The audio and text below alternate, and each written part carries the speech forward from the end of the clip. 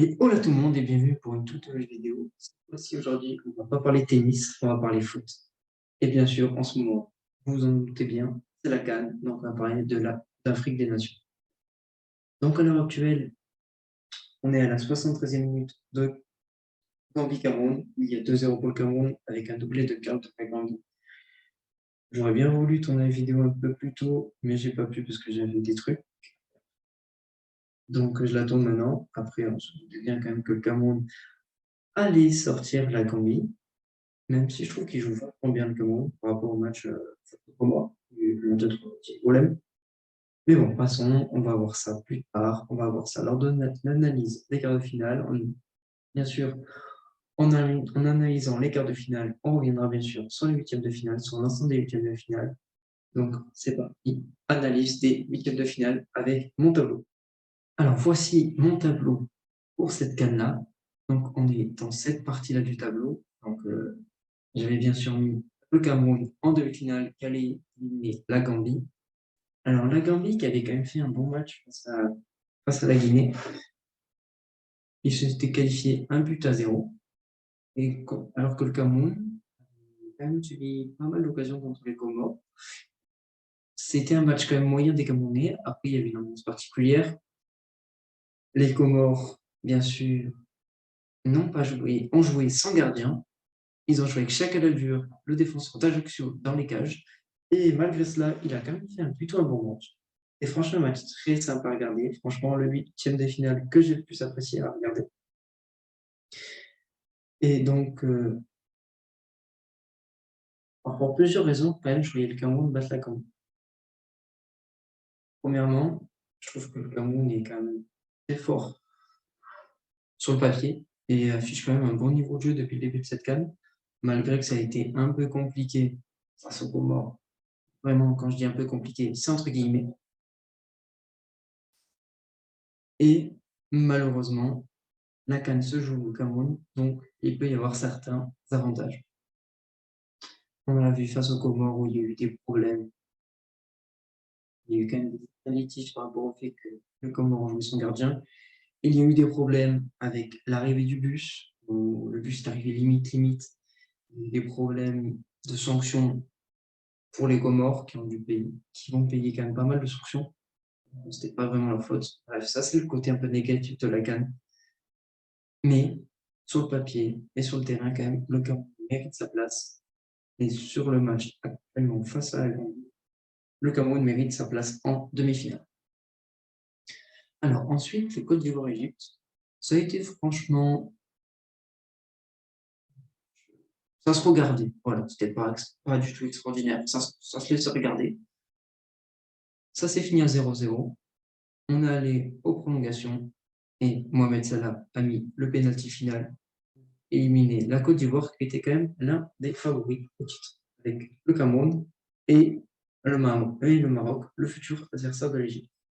Alors, le Maroc, à la surprise générale, était mené 1-0 par le Malawi sur un but extraordinaire en tout début de match. Et le Maroc a poussé, a rappelé les montants, a bien joué quand même. Il y avait un Bouffal qui était franchement très intéressant à rejouer. Et ça a tapé les poteaux, ça manquait de réussite.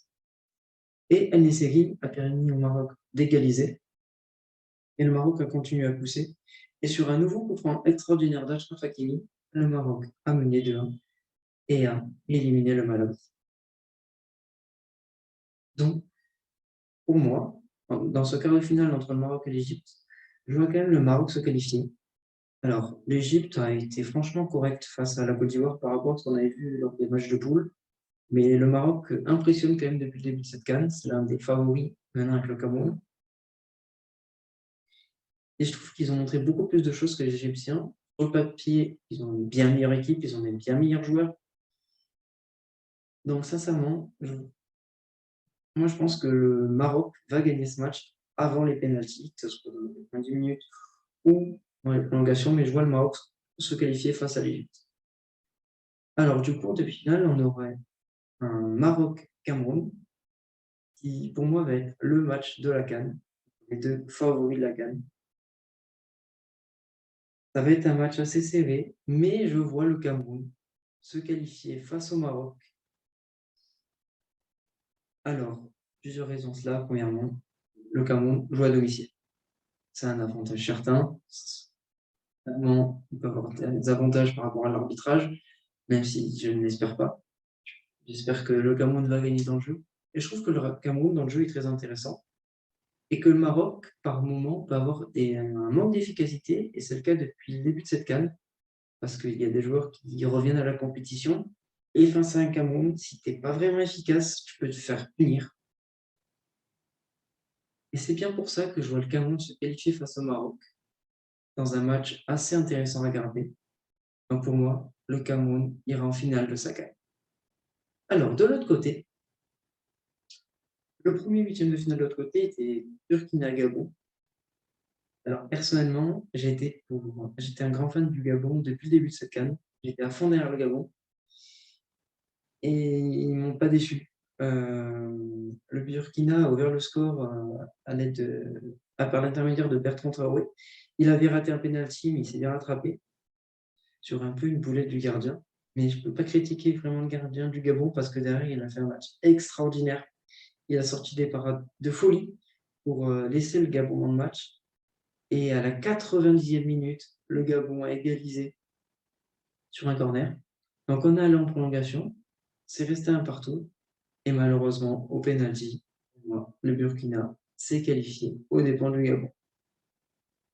Dans le deuxième match, il y a eu pour moi la surprise de ces huitièmes de finale avec l'élimination du Nigeria, qui était un grand favori de cette CAN. Franchement, le Nigeria a franchement déçu. La Tunisie a fait son match. Ils ont marqué d'un but lointain. Et derrière, le Nigeria a vraiment eu du mal à essayer de mettre du rythme et d'égaliser. Il y a eu ce carton rouge pour le Nigeria qui les a un peu remis dans le match. Bizarrement, ils ont mieux joué à 10-11. Et ils ont eu certaines opportunités pour égaliser, mais ça n'a pas suffi. Ils n'ont pas réalisé un bon match au Nigeria. Et la qualification de la Tunisie est largement méritée. Alors, Sénégal-Cap-Vert, premièrement. Oui, le Sénégal est passé. Mais oui, le Cap-Vert a joué à 9 contre 11. Enfin, le Sénégal était 11 et Cap-Vert a joué à 9. Du fait de 2 cartons rouges. Donc, ça a vraiment bien aidé le Sénégal, qui, franchement, pas en ballon depuis le début de cette compétition. Mané sauve son équipe, malgré qu'il ait reçu un sacré choc à la tête. Il a réussi, il est resté sur le terrain. Il a marqué son but.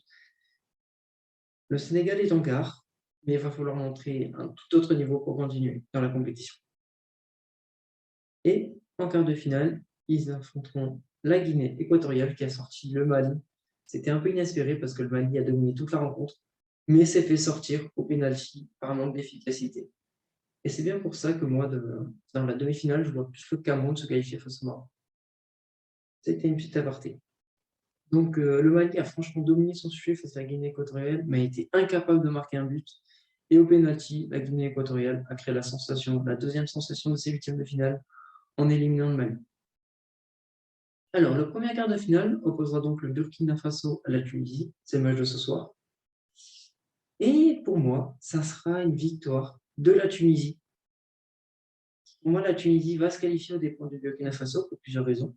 Premièrement, je trouve qu'ils ont fait plutôt un bon match face au Nigeria. Et le Burkina Faso ne m'a pas vraiment impressionné. Pour plusieurs raisons. Alors déjà, face au Gabon, oui, il marque tôt, mais sur une petite erreur du gardien. Et ensuite, le Gabon s'est retrouvé à 10.